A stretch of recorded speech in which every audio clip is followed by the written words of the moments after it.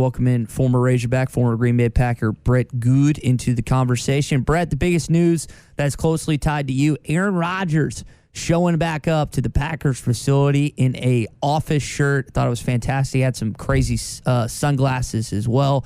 What did you make of Aaron's decision to come back to Green Bay and play this season? Well, I think it's kind of what we thought all along, that he was just trying to enjoy his offseason and miss out on a lot of that stuff that you really don't need in your 16th season, which you've completed 16 seasons of a mini camp that, you know, after a COVID year, getting your nose swabbed every single day, they just needed a lot of time to relax. And I think that it proved that he didn't want to make it about himself. He didn't want to pay the $50,000 a day fine, which we all know he can obviously afford. I tell you, the craziest thing was they said when he flew in, there was thunderstorms all day, and there was no flights in and out of actual Green Bay. And then right about the time his jet landed, the skies kind of cleared, and he came in. And, of course, there's cameras everywhere watching him come in. So there's a lot of excitement that is now buzzing around Green Bay again, which is kind of good to see this time of year. Brett, if you're Aaron Jones, if you're Devontae Adams, if you're the rest of that locker room, what is your response to what's happened in the offseason, and what do you do moving into 2021 coming off 3 straight NFC championships?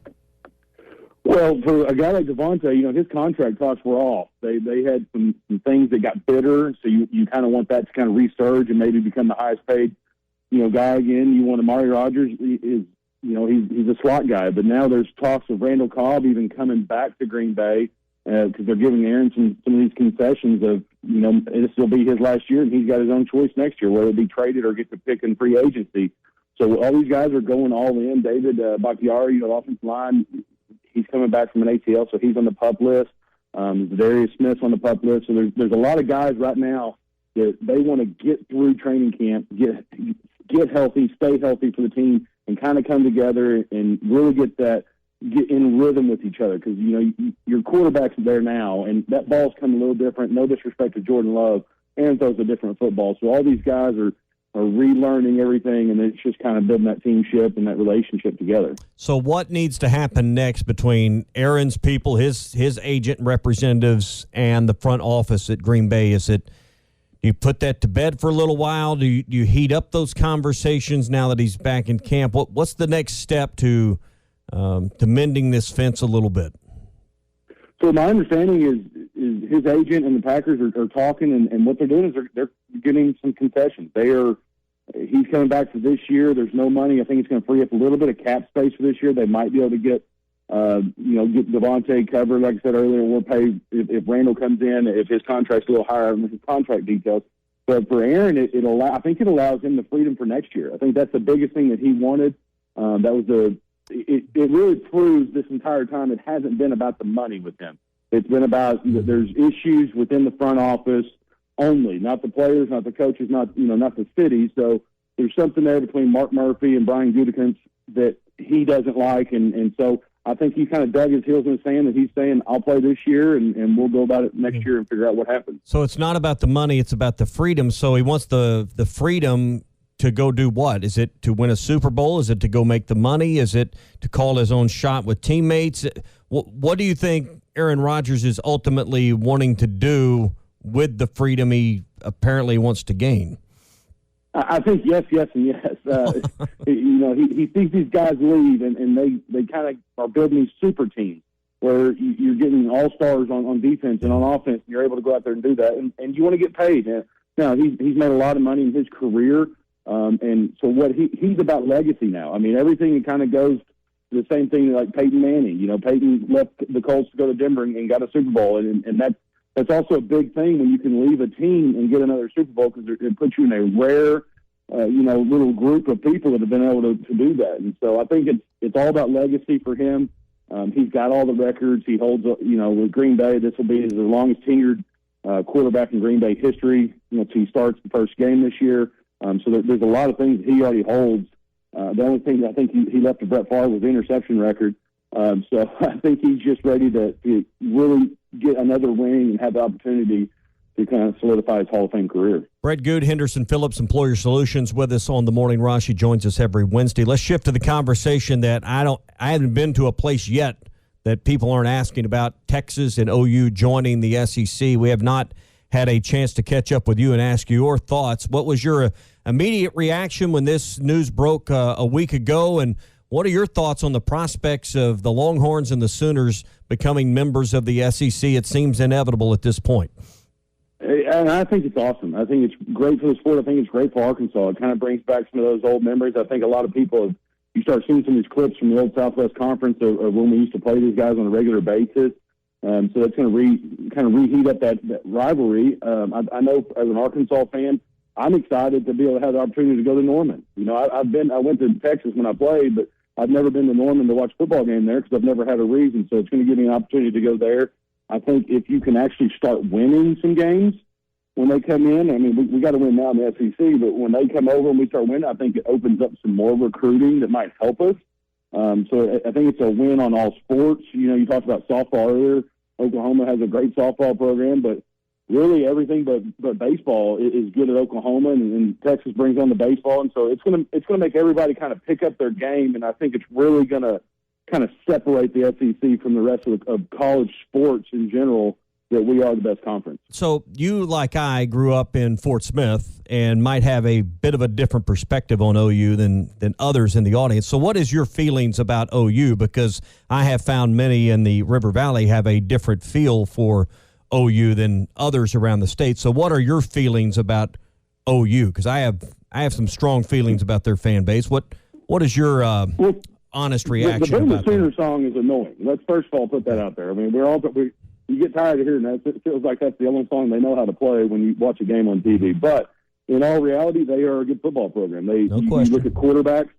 Quarterbacks go there, and it was before even Lincoln Riley that people wanted to go play for them because they kind of prepared you for the next level. They put it out there that they're a good football team. Now they got Lincoln Riley, where people, this name, image, and likeness. I know we talked about Alabama's quarterback, making seven figures. Well, Oklahoma and Texas, they got some money too that they can start paying these guys. And I think that kind of is the same transition. So I respect Oklahoma. I think you have to, but and I'm sure that they hate our fan base, but there are some Oklahoma fans that when you're in the game, that become a little annoying. And like I said, when I'm watching the Arkansas game, I'm sure I am too. Brett Goode with us here on the Morning Rush. Brett, the other question that's been asked this morning is, we've mostly tied this around to football, but how are Oklahoma and Texas coming into the SEC going to affect the rest of the sporting landscape in this conference? I think it's going to be huge. I mean, the basketball, I think they bring a good aspect to it. And the other big thing that they're also going to bring that I don't think a lot of people are talking about is the power and the money. Like the audience that watches both of those sports, the viewership of the whole SEC is going to go up. Oklahoma, particularly Oklahoma, because they've been the best. Let's just say football right now because we're going into fall. They play 11 o'clock games. Then they play Texas at 2:30. Well, SEC football is all prime time. People actually watch those games, and they're not just rolling out of bed, turning it on and kind of, well, it's on TV, I'll watch it. And that's the same thing across the sports. We know how good their softball team is. Texas's baseball was dominant last year. Obviously we beat them. We know that, but they're still a good baseball team. They're still a good program. So I think it's gonna really amp up across all. When we got track and everything else, that is really just going to make the SEC and this Western Division, which I'm assuming they're going to be in the Western Division, as tough as it's ever been.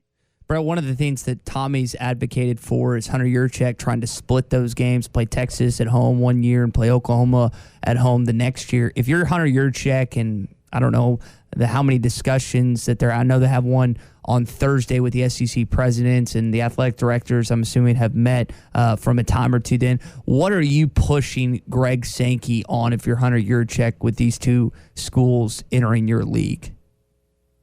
I think that's exactly right. You want to have one at home, like you said, one at home, one on the road. Mm-hmm. The Texas, you don't want to play either one of them in Little Rock, first of all, so that should never happen.